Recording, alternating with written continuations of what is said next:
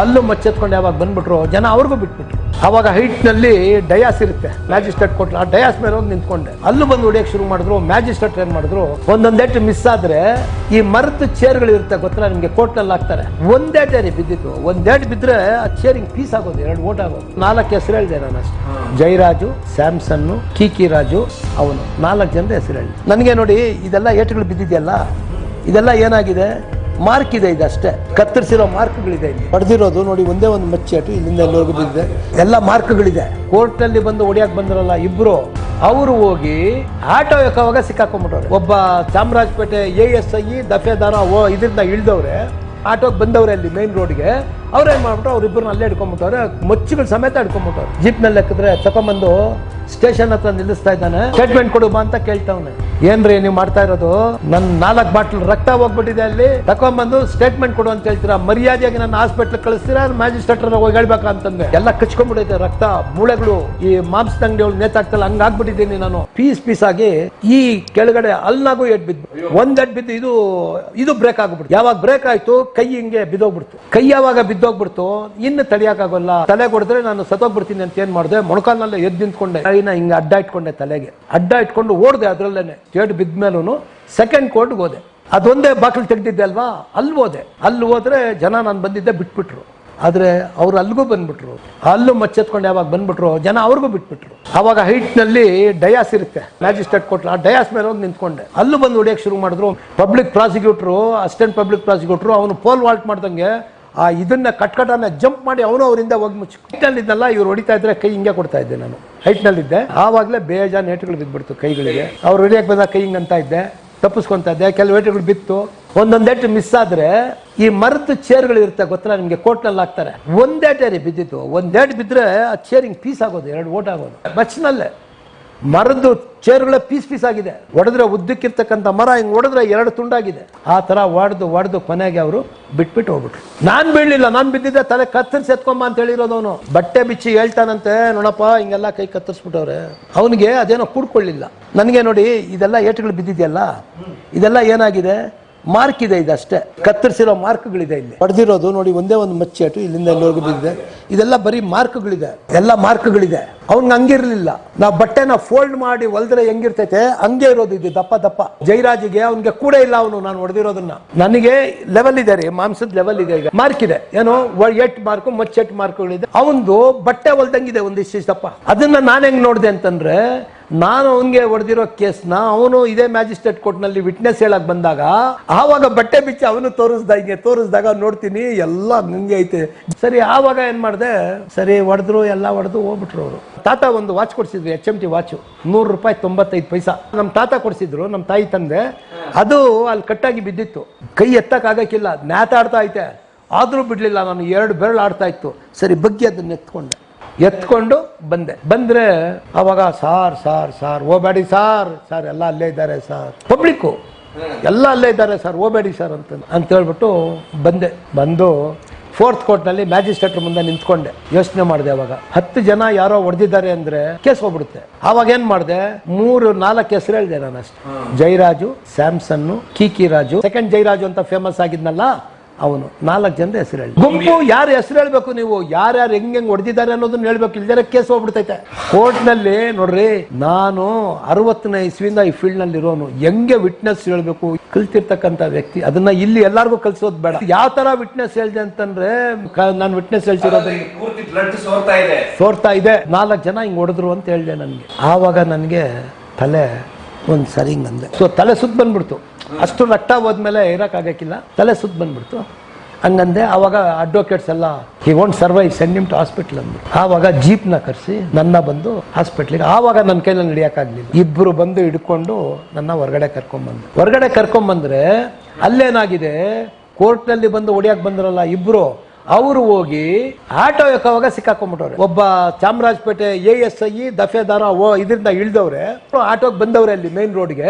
ಅವ್ರೇನ್ ಮಾಡ್ಬಿಟ್ಟು ಅವ್ರಿಬ್ಬರನ್ನ ಅಲ್ಲೇ ಹಿಡ್ಕೊಂಡ್ಬಿಟ್ಟವ್ರೆ, ಮಚ್ಚುಗಳು ಸಮೇತ ಹಿಡ್ಕೊಂಡ್ಬಿಟ್ಟವ್ರೆ. ಅಷ್ಟು ಮದ್ದು, ಒಬ್ಬೊಬ್ಬನ 6 ಅಡಿ ಹಿಡ್ಕೊಂಡ್ಬಂದು ತಂದಲ್ಲಿ ಕುಂಡ್ರಿಸವ್ರೆ. ಅದೇ ಕೋರ್ಟ್ ಹತ್ರ ಕುಂಡ್ರಿಸವ್ರೆ. ನಾನೇನ್ ಮಾಡಿದೆ, ನನ್ನ ಹಿಡ್ಕೊಂಡು ಬಂದಾಗ ಅವ್ರ ಹತ್ರ ನಿಂತ್ಕೊಂಡೆ ನಾನು.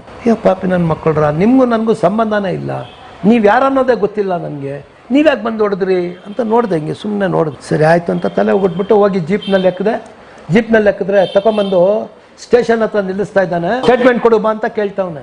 ಯಾರು? ನಾನು ಉಗಿಸಿದ್ದೆ, DCP ಹತ್ರ ಕರೆಸಿ ನನ್ನ ಮರ್ಡರ್ ಮಾಡಿಸೋದಕ್ಕೆ ಕರೆಸಿದ್ದ ಆ ಕಾಲದಲ್ಲಿ. ಅವನು ಸ್ಟೇಷನ್ಗೆ ಬಂದಾಗ ಆತನಿಗೆ ಒಂದೇ ಮಾತು ಹೇಳಿದೆ, inspector, I am not in a position to give any statement here. More than 4 bottles of blood has gone in the court itself. See that I will be rushing to hospital or I will go to magistrate ನಾವು ಅಂತಂದೆ. ಏನ್ರಿ ನೀವು ಮಾಡ್ತಾ ಇರೋದು? ನನ್ನ 4 bottle ರಕ್ತ ಹೋಗ್ಬಿಟ್ಟಿದೆ, ಅಲ್ಲಿ ತಕೊಂಡ್ಬಂದು ಸ್ಟೇಟ್ಮೆಂಟ್ ಕೊಡು ಅಂತ ಹೇಳ್ತೀರಾ? ಮರ್ಯಾದೆಯಾಗಿ ನನ್ನ ಹಾಸ್ಪಿಟ್ಲ್ ಕಳಿಸ್ತೀರಾ, ಮ್ಯಾಜಿಸ್ಟ್ರೇಟ್ ಹೋಗಿ ಹೇಳ್ಬೇಕಾ ಅಂತಂದೆ. ಹಿಂಗೆ ನೋಡ್ದ, ಇಷ್ಟೇ ತಾನೇ ರೀ ನಿಮ್ಮ ಕೈನಲ್ಲಿ ಮಾಡೋಕ್ಕಾಗಿದ್ದು, ಇನ್ನೇನು ಮಾಡೋಕ್ಕಾಗ್ಲಿಲ್ವಲ್ಲ ನಿಮ್ಮ ಕೈನಲ್ಲಿ ಅಂದೆ. ಯಾಕೆಂದ್ರೆ ಅವನೇ ಹೇಳ್ಕೊಟ್ಟು ಓಡಿಸೋನೆ ಅಂತ ಗೊತ್ತಿತ್ತು ನನಗೆ. ಯಾವುದೋ ಒಂದು ಪಾಳ್ ಬಿಲ್ಡಿಂಗ್ ನಲ್ಲಿ ಈ 15 ಜನನ ನಿಲ್ಲಿಸಿ ಅವನು 6 ದಿವಸಗಳ ಕಾಲ ಅವ್ರಿಗೆ ಕುಡಿಸಿ ತಿನ್ನಿಸಿ ಮಾಡಿ ಮೈ ಮೇಲೆ ಪ್ರಜ್ಞೆಲ್ದಿರ ಬಂದು ಹೊಡೆದಿರೋದವ್ರು. ಅವ್ರಿಗೆ ಹಿಂಟ್ ಕೊಟ್ಟಿರೋದೇನು, ಕೋರ್ಟ್ ಹತ್ರ ಯಾರು ಸಿಕ್ಬೇಡ್ರಿ, ನಿಮ್ಗೆ ಜೀಪ್ ಬೇಕಾ, ಕಾರ್ ಬೇಕಾ, ಮೋಟರ್ ಬೈಕ್ ಬೇಕಾ, ಆಟೋ ಬೇಕಾ, ಎಲ್ಲ ಇದೆ, ಸ್ಪಾಟ್ ನಲ್ಲಿ ಯಾರು ಸಿಕ್ಬೇಡ್ರಿ. ಅವನು ತಲೆನ ಮಾತ್ರ ಕತ್ತರಿಸಿ ಎತ್ಕೊಂಡ್ ಬಂದ್ಬಿಡಿ. ಅವ್ನ ತಲೆ ಬಿಟ್ರೆ ನಿಮ್ ತಲೆ ನಿಮ್ದಲ್ಲ. ನೋಡಿ ನನ್ ಬಟ್ಟೆ ಬಿಚ್ಚಿ ನನಗೆ ನೋಡಿ ಹಿಂಗೆಲ್ಲ ಹೊಡೆದಾಕ್ಬಿಟ್ಟಿದ್ದಾನೆ, ಖಾಲಿ ಡಿಚ್ಚಿ ಓಡಿಸಿದಿಕ್ಕೆ ಅಂತ ಹೇಳಿದ್ ನನ್. ಹಂಗಂತ ಹೇಳಿ ಕರ್ಕೊಂಬಂದ್ ಅವ್ರಿಗೆಲ್ಲ ತಿನ್ಸಿ ಮಾಡಿ ಓಡಿಸಿರೋದು. ಸರಿ, ಅವ್ನು ಹಂಗಂತ ಹೇಳಿದ ತಕ್ಷಣ ಅವ್ನೇನ್ ಮಾಡ ನೋಡ್ದ ದುರ್ಗುಟ್ಕೊಂಡು, ಇಷ್ಟೇ ತಲೆ ಮಾಡ್ಕೊಳ್ತೀವಿ, ನಿಮ್ ಕೈ ಇನ್ನೇನು ಮಾಡಕ್ ಆಗಿಲ್ವಲ್ಲ ಅಂದೆ. ಅವಾಗ ಹಾಸ್ಪಿಟ್ಲ್ ಕಳಿಸ್ಬಿಟ್ಟ. ಹಾಸ್ಪಿಟ್ಲಲ್ಲಿ 100 ಜನ ಇದ್ದಾರೆ. ವಿಕ್ಟೋರಿಯಾ ಒಳಗೆ ಇಡೀ ಕಾರಿಡಾರ್ ತುಂಬಾ ಬಿಟ್ಟೈತೆ. ನನ್ನ ಹುಡುಗರು, ನನ್ನ ಆಪೋಸಿಟ್ನವರು 100 ಜನನೇ ಓಡಾಡಕ್ ಆಯ್ಕಿಲ್ಲ. ಕ್ಯಾಶುಯಾಲಿಟಿ ಒಳಗೆ ಹಾಕಿದ್ರು. ಅವ್ರಿಗೆ ಏನ್ ಮಾಡ್ಬೇಕು ಅಂತ ಗೊತ್ತಿಲ್ಲ. ಸ್ಟೇಟ್ ಜೆರ್ಸಿ ಹಾಕೊಂಡಿದ್ದೆ, ನಂದು ಫುಟ್ಬಾಲ್ ಪ್ಲೇಯರ್ದು. ಅದೆಲ್ಲ ಕಚ್ಕೊಂಡ್ಬಿಡೈತೆ, ರಕ್ತ, ಮೂಳೆಗಳು, ಈ ಮಾಂಸದ ಅಂಗಡಿ ಒಳಗೆ ನೇತಾಗ್ತಲ್ಲ, ಹಂಗಾಗ್ಬಿಟ್ಟಿದ್ದೀನಿ ನಾನು. ನಾನೇ ಡಾಕ್ಟರ್ಗೆ ಹೇಳ್ತಾ ಇದ್ದೀನಿ, don't worry doctor, cut it open ಅಂತ ಹೇಳ್ತಾ ಇದ್ದೀನಿ. ಕಟ್ ಇಟ್ ಓಪನ್ ಅಂದೆ. ಎಲ್ಲಾರ್ಗು ಬಿಡಿಸ್ದೆ, ಎಲ್ಲ ತೆಗೆದ್ರು. ಬರೀ ನಾನು ಐ ವಾಸ್ ಆನ್ ಮೈ ಟ್ರಂಕ್ಸ್, ಬರೀ ಒಂದು ಕಾಚ ಮಾತ್ರ ಇತ್ತು. ಆದ್ರೆ ನನ್ಗೆ ಇಷ್ಟು ರಕ್ತ ಹೋದ್ಮೇಲೆ ಬಾಯಿ ಒಣಗೋಗ್ಬಿಡ್ತು, ಫುಲ್ ಒಣಗೋಗ್ಬಿಡ್ತಿದ್ದೆ. ನಾನು ಡಾಕ್ಟರ್ನ ಕೇಳಿದ್ದು, I would like to have a sip of water doctor ಅಂತ. ಒಂಚೂರು ನೀರು ಕೊಡಿ ನನಗೆ. ನಾನು 11:30 1 ಗಂಟೆವರೆಗೂ 3 ಅವರ್ ಕಾಲ ಒಂದು ತೊಟ್ಟು ನೀರು ಕೊಡಿ ನನಗೆ ಅಂತ ಕೇಳ್ತಾ ಇದ್ದಾರೆ. ಸ್ಕೇಲ್ಗಳು ತಗೊಂಬಂದು, ಟೇಪ್ಗಳು ತಗೊಂಬಂದು ಅಳಿತಾ ಇದ್ದಾರೆ. ಯಾವ್ದೆಷ್ಟು ಬಿದ್ದಿದೆ, ಏನು ಬಿದ್ದಿದೆ, ಅದು ಬಿದ್ದಿದೆ. ನೀರು ಕೊಡ್ತಾ ಇಲ್ಲ, ಏನೂ ಕೊಡ್ತಾ ಇಲ್ಲ. ಫೋನ್ ಬಂತ, ಏನು ಬಂತ, ನನಗೆ ಟ್ರೀಟ್ಮೆಂಟೇ ಕೊಟ್ಟಿಲ್ಲ. ಸತ್ತಾಗ ಹಂಗೆ ಹೋಗ್ಬಿಡ್ಬೇಕಂತೇನೋ ಮಾಡೋರೆ. ಇಷ್ಟು ರಕ್ತ ಹೋದ್ರೂ ಕೂಡ ನಾನು ಮಾತಾಡ್ತಾ ಕೊನೆಗೆ ಹೇಳಿದೆ 1.5 ಗಂಟೆ. ಆವಾಗ ಹೇಳಿದೆ ಡಾಕ್ಟರ್ಗೆ, doctor, I am not a super human, I am also an ordinary human being like you. Just because I am keeping mum, don't be under the impression that I am not at all feeling pain. If you were in my position, you would not have tolerated this pain, doctor ಅಂತಂದೆ. ರೇ ಸ್ವಾಮಿ, ನಾನೇನು super human ಅಲ್ಲ, ನಿಮ್ಮಂಗೆ ಸಾಧಾರಣ ಮನುಷ್ಯ. ನೀವೇನಾದ್ರೂ ನನ್ನ ಪೊಸಿಷನಲ್ಲಿ ಇದ್ದಿದ್ರೆ ಈ ನೋನ ನಿಮ್ಮ ಕೈನಲ್ಲಿ ತಡ್ಕೊಳಕ್ ಆಗ್ತಾ ಇರಲಿಲ್ಲ ರೀ, ತಿಳ್ಕೊಳ್ರಿ ಒಂದು ಸ್ವಲ್ಪ ಅಂತಂದಿದ್ದಕ್ಕೆ. ಆವಾಗ ಸಟನ್ನೆಸ್ ಅಂತ ಒಬ್ಬ ಡಾಕ್ಟರ್ ಹೋಗಿ ಆವಾಗ ಒಂದು ನಾವಲ್ಜಿನ್ ಇಂಜೆಕ್ಷನ್ ಕೊಡ್ತಾವ. ನೋವುಗೋಸ್ಕರ ಒಂದು ನಾವಲ್ಜಿನ್ ಇಂಜೆಕ್ಷನ್ ಕೊಟ್ಟ ಮಧ್ಯಾಹ್ನ 1:15 ಒಳಗಡೆ ಅಷ್ಟೇ. ಅದಾದ್ಮೇಲೆ ನನ್ನ ಎಮರ್ಜೆನ್ಸಿ ವಾರ್ಡ್ಗೆ ಶಿಫ್ಟ್ ಮಾಡಿದ್ರು, ಎಕ್ಸ್ರೇ ಎಲ್ಲ ಮಾಡೋದಕ್ಕೆ. ಆವಾಗ ಗೊತ್ತಾಯ್ತು ನಮ್ಮ ಮಿಸ್ಸಸ್ಗೆ. ಗೊತ್ತಾದ್ಮೇಲೆ ನಮ್ಮ ಮಿಸ್ಸಸ್ ಬಂದ್ಬಿಟ್ಟವ್ರೆ. ನಾನು ಬರೀ ಎಮರ್ಜೆನ್ಸಿ ವಾರ್ಡ್ನಲ್ಲಿ ಬೆಡ್ ಮೇಲೆ ಇದ್ದೀನಿ, ಕಾಚಾ ಒಳಗಡೆ ಇದ್ದೀನಿ. ಡಾಕ್ಟರ್ಗಳು ಅವರು ಇವರೆಲ್ಲ ಇದ್ದಾರೆ ಪಕ್ಕದಲ್ಲಿ. ನಮ್ಮ ಮಿಸ್ಸಸ್ ಬಂದ್ಬಿಟ್ರು. ನೋಡ್ಬಿಟ್ಟೆ 100 ಜನ, ಇಡೀ ವಾರ್ಡ್ ತುಂಬೋಗ್ಬಿಟ್ಟೈತೆ, ಎಮರ್ಜೆನ್ಸಿ ವಾರ್ಡು. ನಮ್ಮ ಮಿಸ್ಸಸ್ನ ಬಾಕ್ಲ ಹತ್ರ ಇದ್ರು, ಅವ್ರು ಬರೋಕೆ ಆಗ್ತಾ ಇಲ್ಲ ನನ್ನ ಹತ್ರ. ಬಂದಿದ್ರೆ ಸತ್ತೋಗ್ಬಿಡೋರು ಅಲ್ಲೇನೆ. ಅವರು ನನ್ನ ನೋಡಿದ್ರೆ ಅಲ್ಲೇ ಸತ್ತೋಗ್ಬಿಡೋರು. ಯಾಕೆಂದ್ರೆ ಅವ್ರು ಹಿಸ್ಟೀರಿಕ್ ಪೇಷಂಟ್ ಅವರು. ಅವ್ರೇನ್ ಮಾಡೋರು, ಅಲ್ಲಿದ್ರಲ್ಲ, ಸಡನ್ ಆಗಿ ಸಿಸ್ಟರ್ಗೆ ಹೇಳಿದ್ದೆ ಏನಂದ್ರೆ, ನನ್ನ ಮೈ ತುಂಬಾ ಬಟ್ಟೆ ಒದಿಸ್ರಿ ಅಂದೆ. ಕತ್ತವರೆಗೂ ಬಟ್ಟೆ ಒದಿಸ್ಬಿಡ್ರಿ, ರಗ್ ಒದಿಸ್ಬಿಡ್ರಿ ಅಂತಂದೆ. ಇದೆಲ್ಲ ಕಾಣೋದು ಬೇಡ, ಏಟುಗಳು ಅವ್ರು ನೋಡೋದು ಬೇಡ, ನಮ್ಮ ಮಿಸ್ಸಸ್ಗೆ ಕಾಣೋದು ಬೇಡ ಅಂತ ನಾನು ಅದನ್ನ ಅವಾಯ್ಡ್ ಮಾಡಿದೆ. ಅದಾದ್ಮೇಲೆ ಏನ್ ಮಾಡಿದ್ರು, ಸರಿ 3 ಗಂಟೆಗೆ ನನ್ನ ಆಪರೇಷನ್ ಥಿಯೇಟರ್ಗೆ ತಗೊಂಡೋಗಿ. ಆಪರೇಷನ್ ಥಿಯೇಟರ್ಗೆ ಎಕ್ಸ್ರೇ ಎಲ್ಲ ಮಾಡಿಸಿ ಆಪರೇಷನ್ ಥಿಯೇಟರ್ಗೆ ತಗೊಂಡೋದ್ರು. ನಾಗರಾಜ್ ಅಂತ ಯಾರೋ ದೈವಾಂಶ ಸಂಭೂತರು ಒಬ್ಬ ಡಾಕ್ಟ್ರು, ನನ್ನ ಜೀವ ಪ್ರಾಣ ಎಲ್ಲ ಉಳಿಸಿರೋರು. ಅವ್ರೇನ್ ಮಾಡಿದ್ರು, ಬಂದಾಗ ನಾನು ಅವ್ರಿಗೆ ಆಪರೇಷನ್ ಥಿಯೇಟರ್ಗೆ ಹೋಗ್ತಾ ಇದ್ದೆ. ಒಂದೇ ಮಾತು ಹೇಳಿದೆ, doctor please, at any cost, don't amputate my hand, doctor. It is better to cut off my neck instead of removing my hand ಅಂದೆ ಅವ್ರಿಗೆ. ಡೋಂಟ್ ವರಿ ಮೈ ಬಾಯ್ ಅಂತ ಎದೆ ಮೇಲೆ ತಟ್ಟಿದ್ರು. ನನ್ನ ದಯವಿಟ್ಟು ನನ್ನ ಕೈ ತೆಗಿಬೇಡ. ಅದೇ ಎಲ್ಲರಿಗೂ ಹೇಳ್ತಾ ಇದ್ದೆ, ನಿಮ್ಮ ಯಾಕೋ ಅಳ್ತೀರಾ ಅಂದೆ. ಎಲ್ಲರಿಗೂ ನಾನು ಧೈರ್ಯ ಹೇಳ್ತಾ ಇದ್ದೆ, ಯಾಕೋ ಅಳ್ತೀರಾ, ನಿಮ್ಮ ಮಾತೆಲ್ಲ ಕೇಳಲಿಲ್ಲೋ, ಮರ್ಡರ್ ಮಾಡೋಣ, ನಾವು ಜೈಲಿಗೆ ಹೋಗ್ತೀವಿ ಅನ್ನೋ ನನ್ನ ಹುಡುಗರು. ಬೇಡ, ಒಂದು ಪ್ರಾಣ ನಮ್ಗೆ ಕೊಡೋ ಯೋಗ್ಯತೆ ನಮಗಿಲ್ಲ, ಅವನ್ನ ನಂಬಿ ಬೇರೆ ಜೀವ ಇದೆ ಅಂತ ಹೇಳಿದೆ. ತಪ್ಪು ಮಾಡಿದೆ. ಬರ್ತೀನೋ, ಅವನ್ನ ಮರ್ಡರ್ ಮಾಡೋಣ, ಇದ್ರು ಅಳ್ಬೇಡ್ರು ಅಂತ ನಾನು ಧೈರ್ಯ ಹೇಳ್ತಾ ಇದ್ದಂಥ ವ್ಯಕ್ತಿ ನನಗೆ ಗೊತ್ತಿತ್ತು ಈ ಕೈಯಲ್ಲಿ ತೆಗೆದು ಬಿಡ್ತಾರೆ ಅಂತ. ಅದಕ್ಕೆ ಡಾಕ್ಟರ್ನ ಕೇಳ್ಕೊಂಡೆ.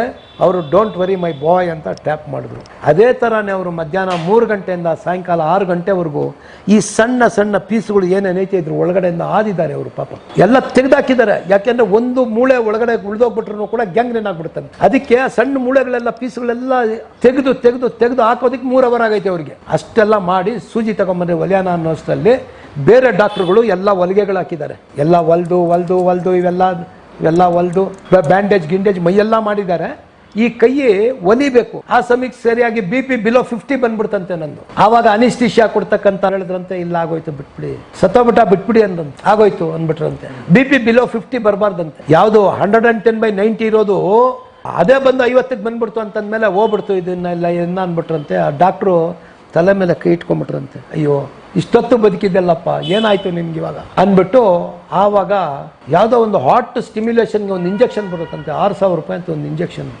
ಆ ಇಂಜೆಕ್ಷನ್ ಕೊಟ್ಟ ಮೇಲೆ ನನಗೆ ತಿರ್ಗಾ ಹಾರ್ಟ್ ಬೀಟಿಂಗ್ ಸ್ಟಾರ್ಟ್ ಆಯ್ತಂತೆ. ಆವಾಗ ಹೊಲಿಗೆ ಹಾಕಿ ಎಲ್ಲ ಡ್ರೆಸ್ ಮಾಡಿ ವಾರ್ಡ್ಗೆ ಹಾಕಿದ್ದಾರೆ. ಇದು ಆ ಕಾಲದಲ್ಲಿ ಇತ್ತಂತೆ. ಅದು ಹಾರ್ಟ್ ಅಟ್ಯಾಕ್ ಪೇಷಂಟ್ಸ್ ಕೊಡ್ತಾರಂತೆ. ಆ ಇಂಜೆಕ್ಷನ್ನ ತರಿಸ್ಕೊಂಡು ನನಗೆ ಕೊಟ್ಟು ನನ್ನ ಜೀವ ಉಳಿಸಿದ್ದಾರೆ. ನಾಗರಾಜ್ ಅಂತ ಪುಣ್ಯಾತ್ಮ. ಅವರು ಇದರಲ್ಲಿದ್ದರು, ವಿಲ್ಸನ್ ಗಾರ್ಡನಲ್ಲಿ ಎದ್ದಿದ್ದವ್ರ ಮನೆ. ಈ ಜೀವ ಈ ಕೈ ಉಳಿಯೋದಕ್ಕೆ ಅವರೇ ಮೂಲ ಕಾರಣ. ಪ್ರಾತಃ ಕಾಲ ಸ್ಮರಣೀಯರವರೆಲ್ಲ ನನಗೆ. ಇಲ್ಲ ಹೋಗ್ಬಿಟ್ರು ಮೊನ್ನೆ. ಯಾವಾಗಲೂ ಅವರು ಇಲ್ಲಿಂದ ಹೋದ್ಮೇಲೆ ಇಲ್ಲಿ ಹೆಡ್ ಆಫ್ ದಿ ಯೂನಿಟ್ ಆಗಿದ್ರು. ಆವಾಗ ಬರೀ ಅಸಿಸ್ಟೆಂಟ್ ಪ್ರೊಫೆಸರ್ ಆಗಿದ್ರು. ಅದಾದ್ಮೇಲೆ ಹೆಡ್ ಆಫ್ ದಿ ಯೂನಿಟ್ ಆದ್ರು. DCP ಅವರೆಲ್ಲ ದೇವ್ರಂತ ಅವ್ರು. ಇವರು ಇದೇ ಮ್ಯಾಜಿಸ್ಟ್ರೇಟ್ರು ಏನ್ ಹೇಳಿದ್ರಂತೆ, ಇದು ಇಂಪಾರ್ಟೆಂಟ್ ಕೇಳ್ಕೊಳ್ರಿ.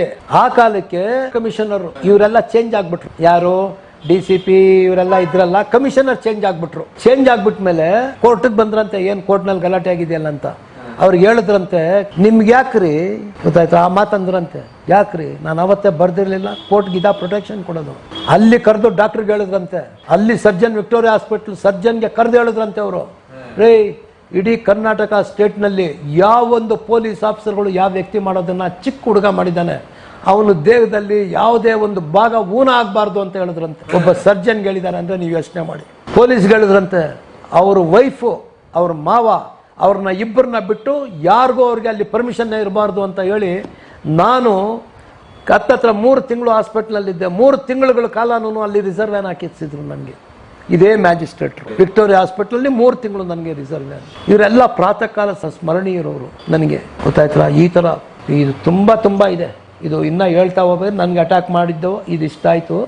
ಇದಾದಮೇಲೆ ಮುಂದಿಂದು ಸ್ಟೋರಿ ಕೊನೆಗೆ ಅದು ಇತಿಹಾಸದಲ್ಲೇ ಯಾರು ಮಾಡಿರೋಕ್ಕಿಲ್ಲ. ನನ್ನ ಒಡೆದು ಹೋದಂತಹ ವ್ಯಕ್ತಿ ಏನು ಮಾಡ್ದ, ಅವನಿಗೆ ಕಾಲಾಗೋದಿಲ್ಲ. ಆದಾಗ್ಯೂ ಭಯಕ್ಕೆ ಈ ಕೋರ್ಟ್ ಹಿಂಭಾಗದಲ್ಲಿರ್ತಕ್ಕಂಥ ಈ ಕಾಂಪೌಂಡ್ನ ಜಂಪ್ ಮಾಡಿ ಕಬ್ಬನ್ ಪಾರ್ಕ್ ಒಳಗಡೆ ಕಾರ್ ನಿಲ್ಲಿಸಿ ಕಾರ್ ಒಳಗಡೆ ಓಡೋಗ್ಬಿಟ್ಟವನೆ.